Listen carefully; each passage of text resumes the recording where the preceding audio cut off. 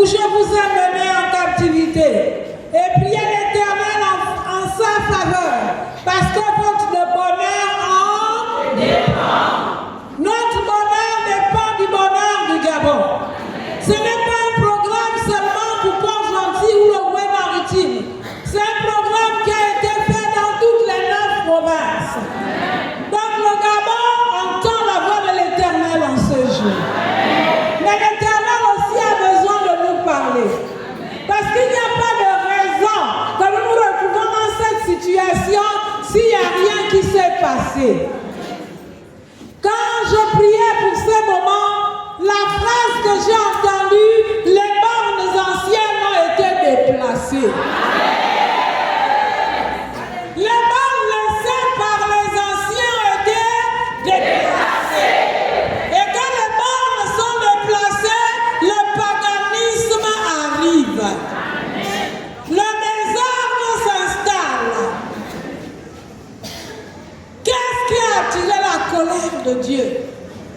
Parce qu'on n'est pas comme ça pour rien. Mais qu'est-ce qui a attiré la colère de Dieu sur notre nation? Proverbe 22, 28. Il est écrit: ne déplace pas les bornes anciennes que les pères ont posées. Osée 5, 10 dit ceci: les chefs de Juda sont comme ceux qui déplacent les bornes. Je répandrai sur eux ma colère. Nous avons déplacé les bornes et la colère de Dieu est en train de se répandre. Les bornes anciennes étaient constituées d'une série de pierres qui indiquaient la limite de la propriété. Les gens malhonnêtes les déplaçaient, parfois pendant la nuit, pour augmenter la surface de leur terrain. Spirituellement, les bonnes anciennes seraient la foi qui a été transmise au sein, mais qui a été déplacée, qui a été dispersée, qui a été donnée à d'autres dieux. Et le Dieu qui a créé les cieux et la terre nous dit ce soir: les bornes anciennes ont été déplacées. Et sa colère est sur le point de tomber sur nous. Dans la version Darby, Osée 5, 10, c'est écrit comme ceci: les princes de Juda sont comme ceux qui reculent les bornes. Je répandrai sur eux ma fureur comme de l'eau. Dieu répandra sa fureur comme de l'eau si nous ne nous avisons pas. Essayons de remplacer Juda par Gabon. Les princes du Gabon sont comme ceux qui reculent les bornes. Je répandrai sur eux ma fureur. Toutes les limites dans ce pays ont été déplacées. Les bornes du bien ont été remplacées par les bornes du mal. La première chose qui nous amène dans le paganisme, dans le désordre, c'est que la morale a été enlevée dans les programmes de notre pays. Il n'y a plus de morale. Les enfants ne savent plus ce que c'est que la morale. Ils grandissent sans morale. Le dictionnaire définit la morale comme la science du bien et du mal.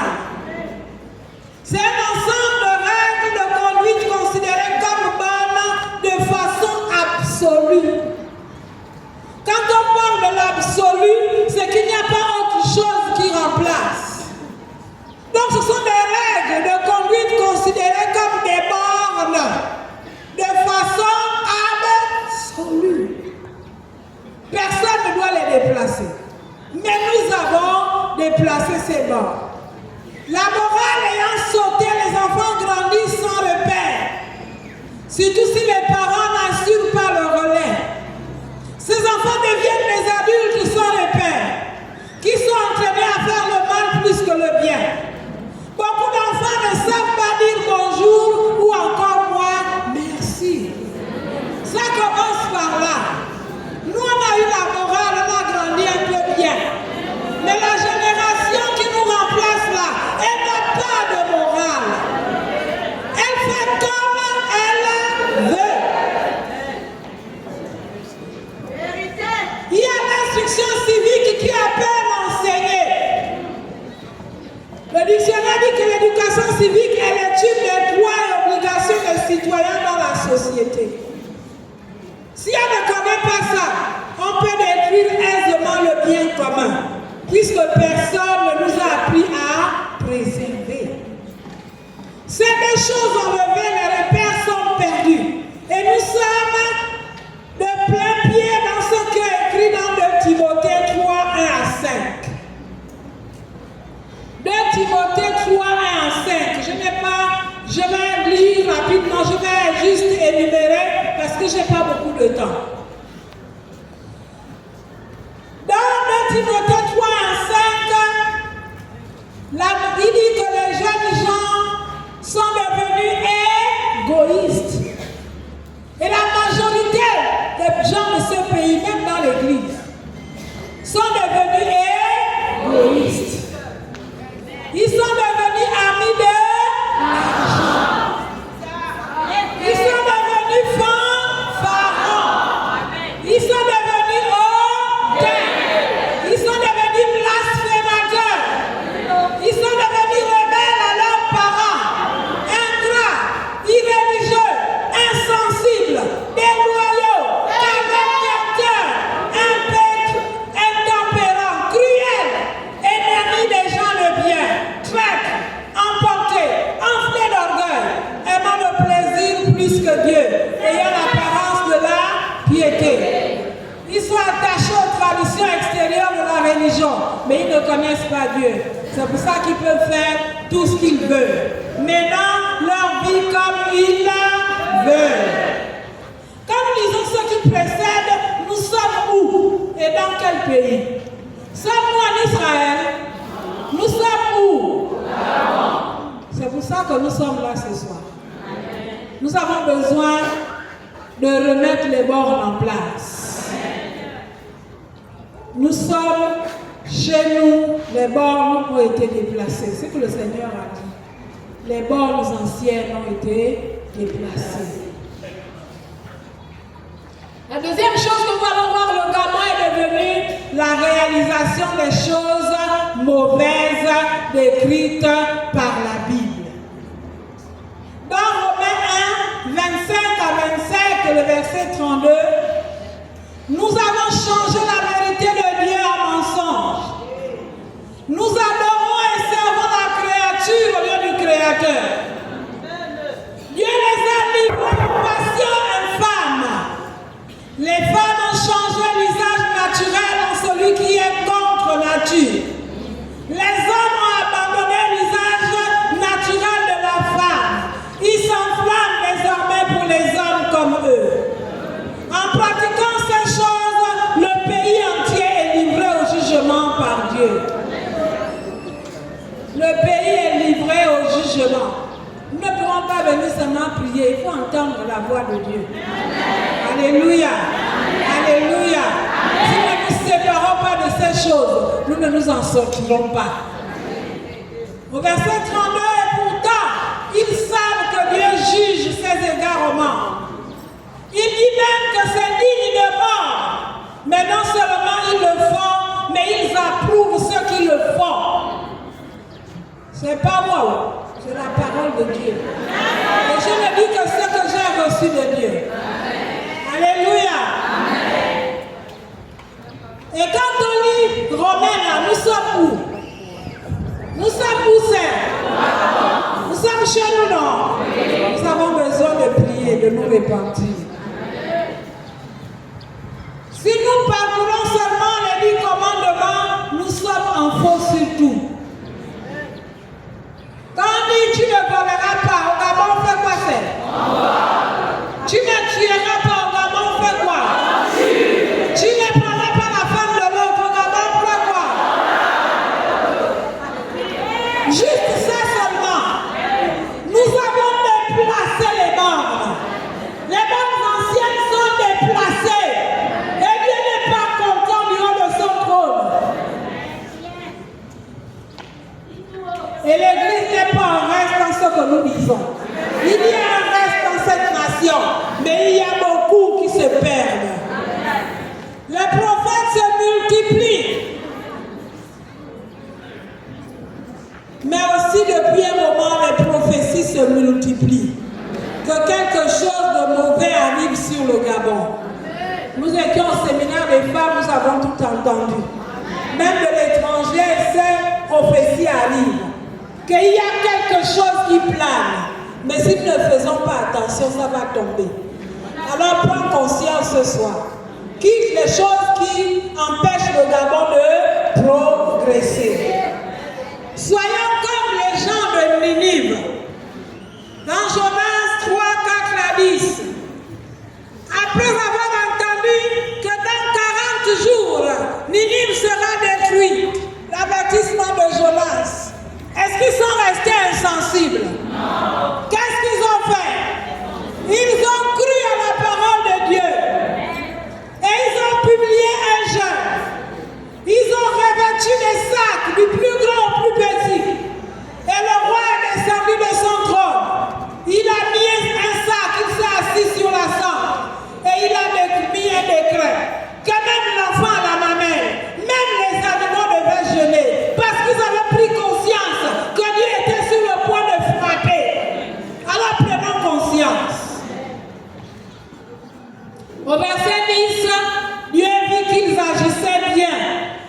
revenaient de leur mauvaise voie, alors Dieu se répandit du mal qu'il avait résolu de faire, il ne le fit pas. L'église du Gabon a besoin de commencer à se repentir pour que la nation suive et que tout le Gabon rentre dans la repentance.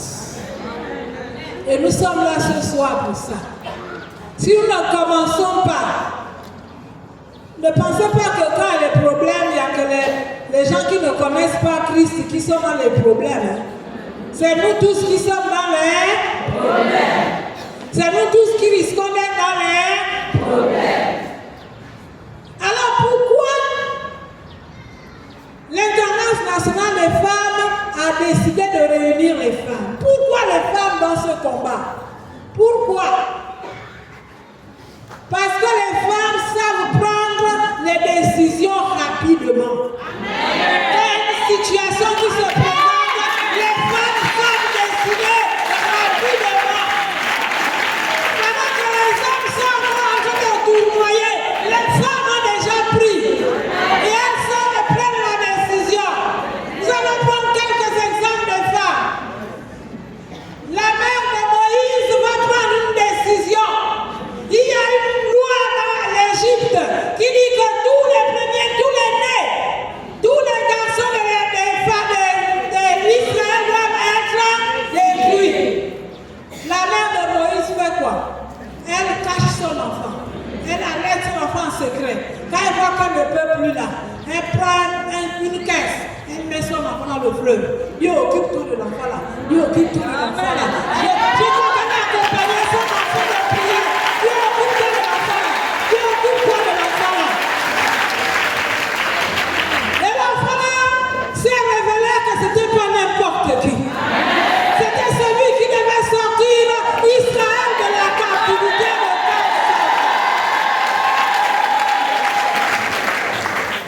les femmes savent prendre des décisions promptes. Nous avons Séphora, l'épouse de Moïse. Voyant que son mari était en danger de mort, elle va prendre une décision rapide. Elle va circoncire son fils. Et Moïse a eu la vie sauve. Nous avons même la prostituée qui va prendre une décision capitale. Celle qui peut même faire en sorte qu'elle meurt. Mais elle la prend quand même. Elle cache les espions pour enfin sauver elle-même et sa famille. Amen. Elle a été sauvée elle-même et sa famille. Et quand nous lisons la généalogie de Jésus, Rahab est là.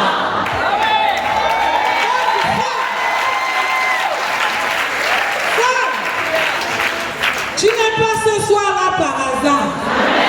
Tu es le choix de Dieu. À l'aventure des femmes, je vous disais que quand les hommes sont en défaillance, Dieu utilise les femmes. Parce qu'il m'avait dit ceci. Je livrerai Sisera dans les mains d'une femme. Et puis j'étais là sur mon lit, Sisera, on en fait quoi ici là? L'homme fort qui détruit le Gabon. Ce n'est pas un homme, c'est peut-être les esprits mauvais. Femme, là où tu es mobilisé là, il va de guerre pire.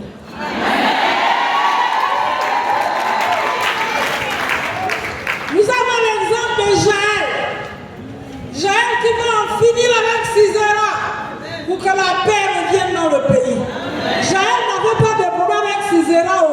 La Bible nous dit que Sisera était l'allié de son peuple. Mais quand elle a vu la lune de Sisera, elle a dit que si je ne tue pas l'homme là, nous tous on sera dans les problèmes. Alors on va en finir avec Sisera. Et ce jour-là, Jaël a fini avec Sisera. Et le pays était désormais en paix. Tu as la responsabilité. Tu as la responsabilité de faire en sorte que ce pays revive les temps qu'on est en train d'attendre là. Alléluia. Les temps que nous rêvons, les temps que Jean Thomas a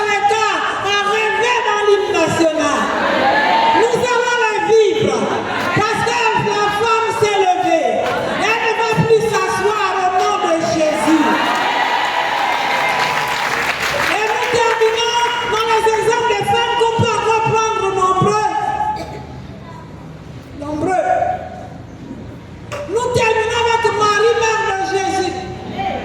Un ange, un inconnu, vient lui dire que tu seras enceinte. Tu vas enfanter le Fils de Dieu. Elle dit que moi je ne suis pas mariée. Comment je vais faire ça? L'ange lui explique et elle dit qu'il soit fait. Alléluia. Je suis la servante du Seigneur. Mais derrière cette décision-là, il y avait la mort. Elle aurait pu être lapidée. Parce qu'en Israël, une femme sans mari ne peut pas enfanter, ne peut pas être enceinte. Mais elle a pris cette décision radicale. Et toi et moi, nous sommes aujourd'hui sauvés. Acclamons pour Marie, pour cette décision qui nous sauve. C'est la décision qui nous sauve. Elle n'aurait pas pris cette décision, nous ne serions pas sauvés. On serait encore de chercher le Messie. Mais quand le Messie devait venir, parce que Dieu a une saison, la saison où le Messie devait venir était déjà là. Et si Marie avait dit je ne veux pas, on serait encore en train de chercher le Messie. Parce que Dieu serait déjà passé. C'est pour ça qu'il a dit, Jérusalem, tu n'as pas connu le temps où je t'ai visité. Femme du Gabon, le temps où Dieu te visite est là. Il faut l'attraper. Sinon demain tu vas dire, ah, si on savait. Et pourtant Dieu avait parlé.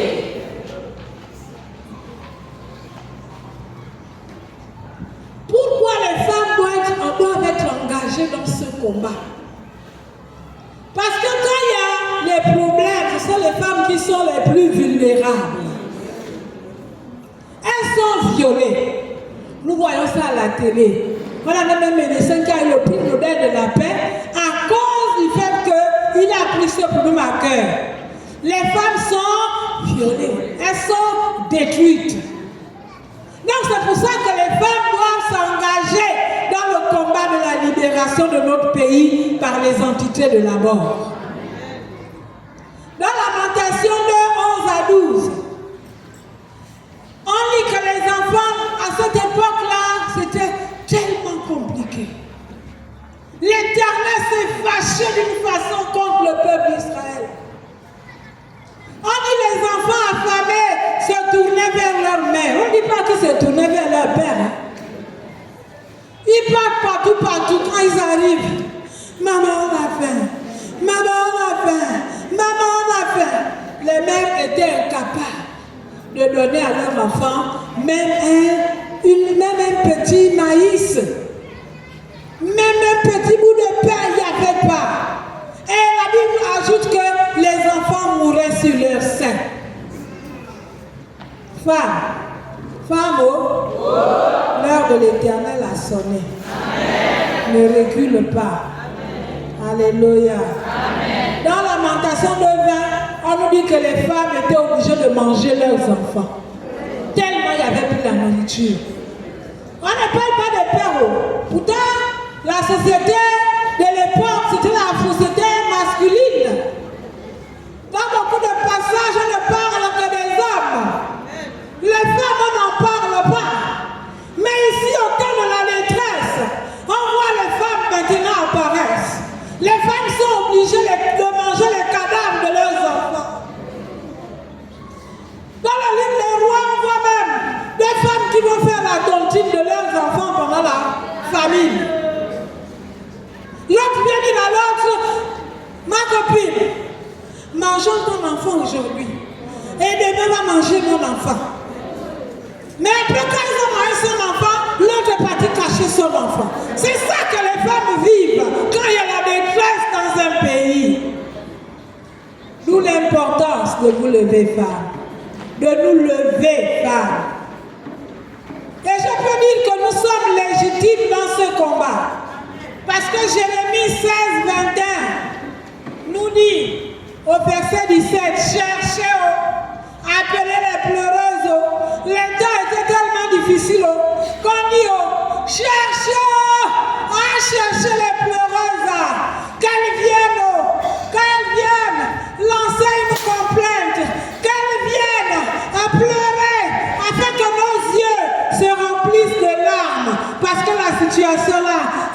compliqué pour nous. Nous sommes cet après-midi, ces pleureuses-là, qui vont crier l'Éternel en faveur de notre. En faveur de notre. Est-ce que tu es prête, femme? C'est petit, oh, amen là. Est-ce que tu es prête? Sache que si tu ne te lèves pas, tes enfants vont mourir entre tes pieds.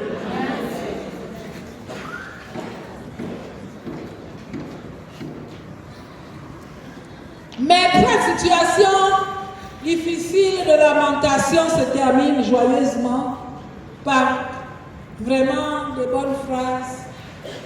Lamentation 3, 31, 32. Car le Seigneur ne rejette pas toujours, mais lorsqu'il afflige, il a compassion selon sa grande miséricorde. Sa colère ne dure pas toujours. Mais il suffit de saisir le temps où il nous a visités et d'agir en conséquence. Alléluia. Amen. Christ seul peut venir remettre les bornes en place. Ces temps sont destinés à faire changer les choses.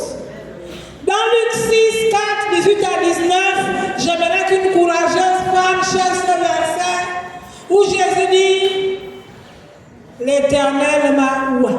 Pour faire quoi? J'ai besoin d'une courageuse, d'une lectrice courageuse. Oh, il n'y a pas même un homme courageux. Il n'y a pas un homme courageux là. Je ne voudrais pas trop assommer les hommes. Mais non. Mais c'est comme ça, c'est pas moi aujourd'hui. Luc 6. Luc 4, 18 à 19. Le micro est là, venez. Viens au micro.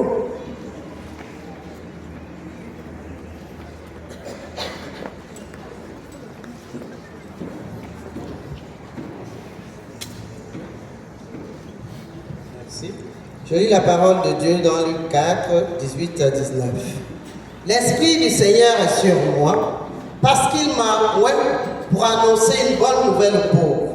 Il m'a envoyé pour guérir ceux qui ont le cœur brisé, pour proclamer aux captifs la délivrance et aux aveugles le recouvrement de la vue, pour renvoyer libres les opprimés, pour publier une année de grâce du Seigneur. Luc 4, 18 à 19. Amen. Jésus a décidé, maman Dominique, Jésus a décidé de proclamer une année de grâce sur le Gabon. À nous de saisir. L'année de grâce arrive. Quand vous voyez une grande autorité comme le Premier ministre a dit que le Gabon a besoin de Dieu, alors saisissons. Amen. Saisissons. Amen. Ne critiquons pas. Amen. Parce qu'il y en a qui disent: ah, n'est pas dedans. Je dis: mais vous aussi, vous